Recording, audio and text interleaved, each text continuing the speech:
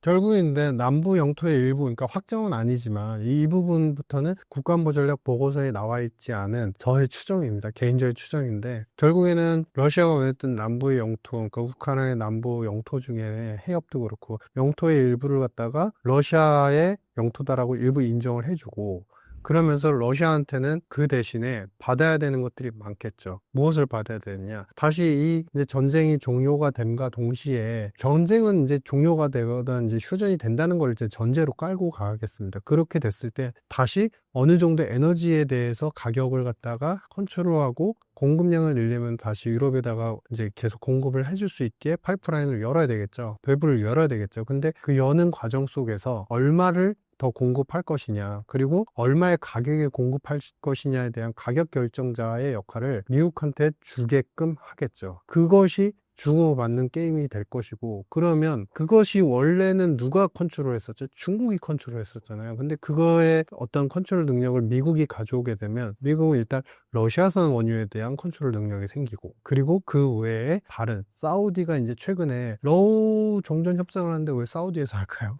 갑자기 왜 사우디에서 하죠? 이게 전형적인 대리인 기법입니다. 그러니까 예전에 아브라함 협정을 할 때도 한 번은 이스라엘에서 만나고 한 번은 UAE에서 만나고, 그러면서 이 국가들, 미국이 대리인으로 생각하는 국가들의 장소에서 회담을 하면서 자꾸 힘을 실어주고, 그 리더들과 그 국가에 대한 칭송을 하면서 이 국가들이 결국에 중동 지역에서는 미국을 대신한다. 그래서 나머지 국가들을 갖다가 계속 압박하는 정책으로 갔었어요. 근데 그게 똑같이 일어나고 있습니다. 이번에도 사우디에서 협상을 하는데, 그와 동시에 베센트 재무장관이 이란을 무찌를 것, 무너뜨릴 것이라고 얘기를 하잖아요. 사우디의 힘을 복원시킴과 동시에 오펙에 대한 가격 결정이나 어떤 증상, 이제 감산에 대한 컨트롤력을 미국이 가져가고, 그와 동시에 그동안에 크지 말았어야 되는 이란을 갖다가 계속 압박을 하겠다라는 사전 시그널이고, 그러면 사우디가 커지고 다시 이 아브라함 협정과 같은 UAE와 사우디의 힘이 커지면 커질수록 이란에 대한 압박은 더 커질 겁니다. 미국의 직접적인 압박과 사우디의 간접적인 압박이 다 동시에 진행이 될 겁니다. 그러면 그것이 더 강해지면 뭐냐? 고립주의로 가는 거죠. 그때도 똑같았습니다. 1기 때도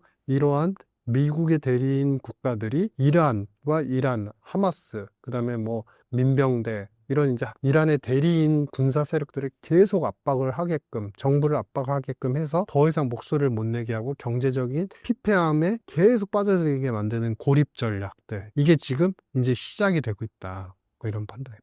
그렇죠. 그래서 일기 때도 보시면 기브앤테크가 많았죠. 어느 정도 증산을 해, 그리고 일단은 국부 재정 자체를 원유의 수출과 원유의 가격만 가지고 하면 안 돼. 그래서 새로운 산업으로의 투자도 늘리고, 사우디조차도 신재생 산업에 대해서, 신재생 에너지 산업에 대해서 투자를 하게끔 만들었잖아요. 그래서 패러다임이 변했고, 그래서 사우디는 그 뒤에 중동과 그 일대 지역에서 이스라엘에게도 마찬가지였고요. 이제 유럽 지역에도 마찬가지로 큰 소은 역할을 하기 시작합니다. 뭐냐면 일단은 큰 프로젝트를 갖다가 나눠주기도 하고, 그리고 두 번째는 벤처 투자에서 되게 큰 손으로 또 떠오르기 시작을 합니다. 그러면 그렇게 하는 만큼 또 무슨 혜택이 있을까? 안보를 보장해 줬잖아요. 무기를 거래할 수 있는 기회를 충분히 제공을 했고, 그 다음에 미국이 도와주고 안보를 지켜주겠다. 중동 지역 내에서 사우디가 국가의 규모에 비해서는 군사력은 약한 편이에요, 상대적으로는. 그래서 그러한 부분을 채워주겠다, 보장을 해주겠다 약속을 하면서 허소 유도를 하는 전략들이었는데, 그게 바이든 때 모두 다 와해가 됐다가 다시 리빌드업이 되고 있는 과정이다.